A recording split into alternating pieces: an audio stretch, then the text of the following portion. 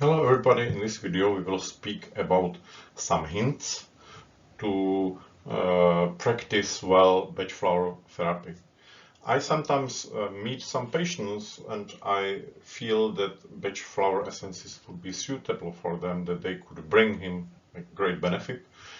The problem is when I offer them this therapy, they answer me, I tried it but it had no effect, so I think it's not suitable for me.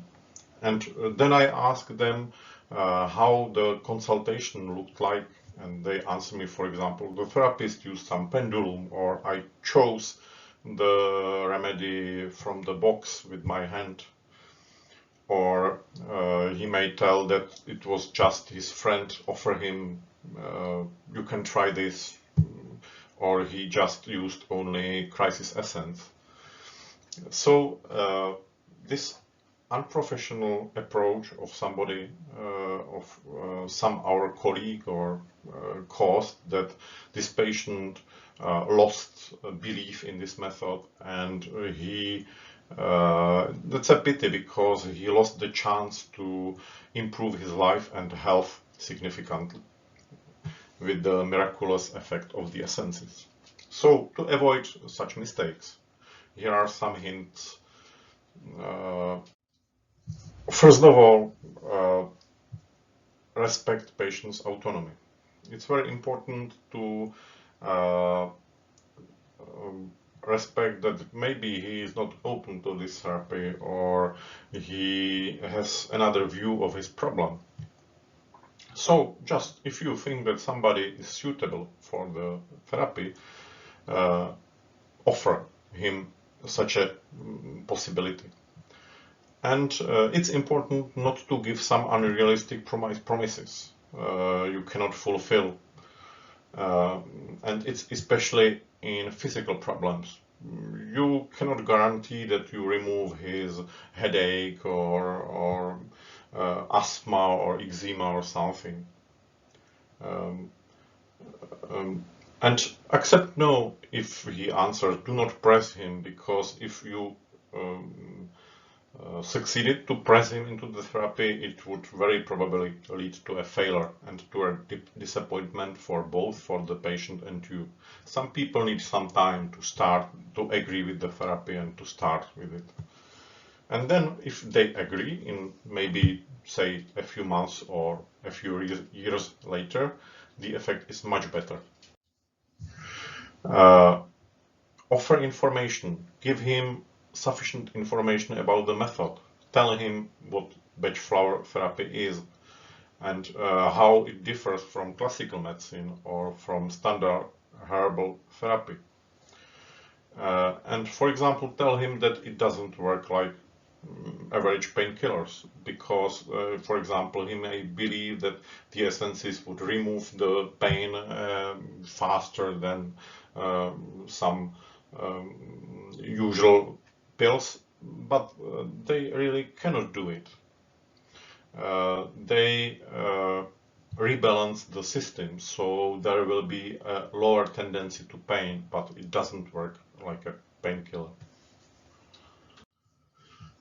Always adjust the explanation according to the patient. For example, when you speak with somebody who has broken his leg and he wants to, and it doesn't heal, and you offer him Bach flower therapy as a support for this healing process, do not tell them about that it can help him to find his mission in his life, for example, because it is absolutely irrelevant for him. He needs to heal this leg and it's all. Maybe the explanation that it will unblock the body and help the healing process to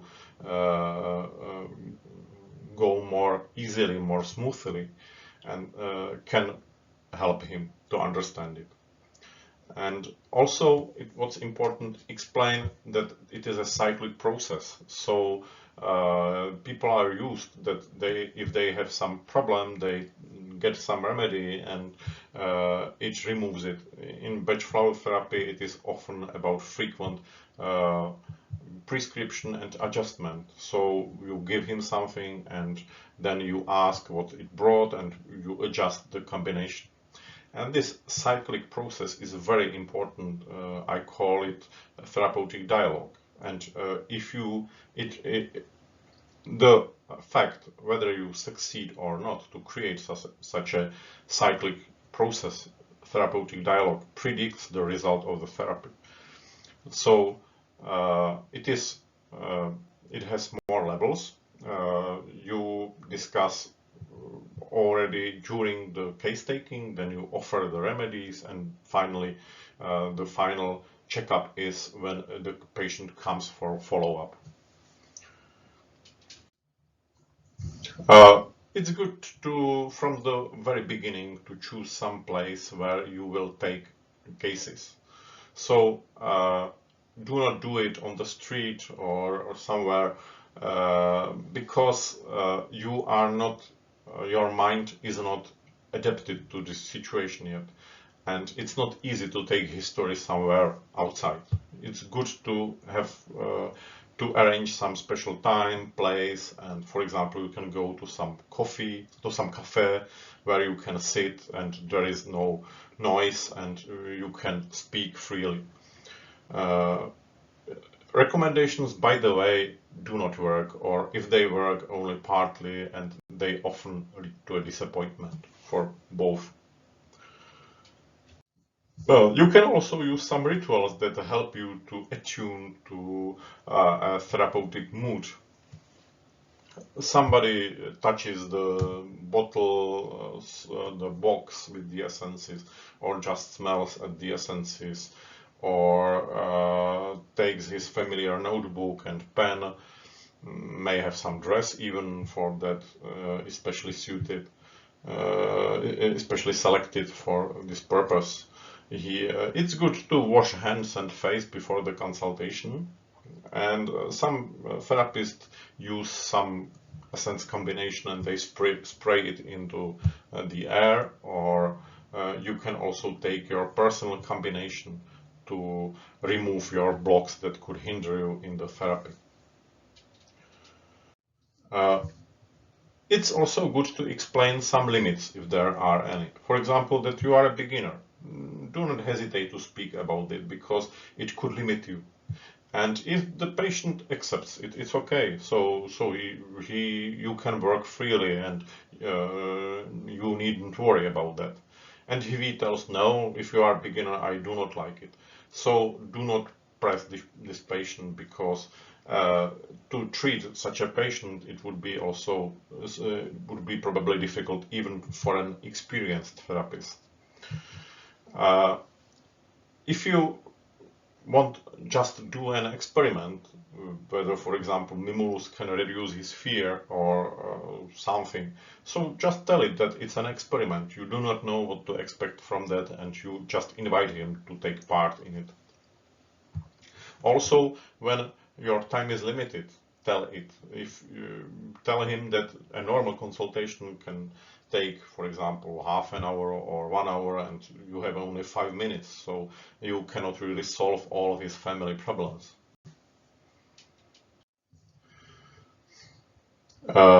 So it's important after this explanation of your limits to ask again whether he agrees with the therapy. And during the consultation, do not hesitate to look at a reference book, for example, or to postpone giving the bottle with the essences when you want to have some time to think. It's okay. It's just normal.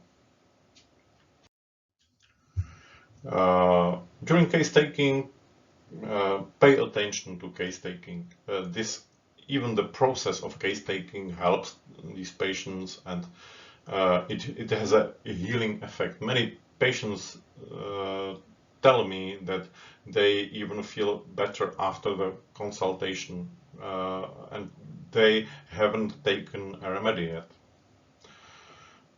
So pay especially attention to spontaneous speech of the patient and support him to speak spontaneously. And very good is to use communication techniques like reflections, open questions, affirmations, and summaries.